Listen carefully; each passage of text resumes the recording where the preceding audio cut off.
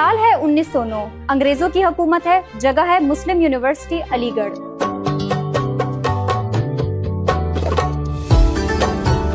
نواب صاحبزادہ عبدالقیوم خان پشتون طلباء سے مشکلات کے بارے میں پوچھتے ہیں۔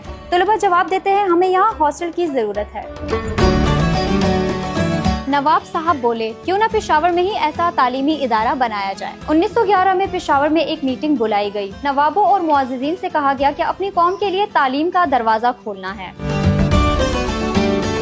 جس کے جواب میں پہل کی رحیم شاہ کاکا خیل نے، جنہوں نے کیش کے ساتھ ساتھ ہاسٹل بنانے کا ذمہ لیا۔ نواب آف دیر نے 400 درخت کے علاوہ ہر سال کیش ڈونیشن کا وعدہ کیا۔ نواب آف AMB نے 1 لاکھ کیش ڈونیٹ کیا۔ افریدی سرداروں نے بھی اپنے ذمے بڑی رقومات لی، لیکن سب سے زیادہ ہائی لائٹ ہوئی 4 صدہ کی وہ بیوہ بی بی گل، جس نے اس مقصد کے لیے اپنے زیورات ڈونیٹ کیے۔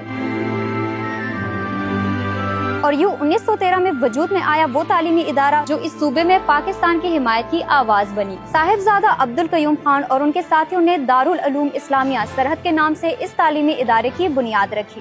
آج یہی ادارہ اسلامیہ کالج یونیورسٹی پشاور کے نام سے موجود ہے۔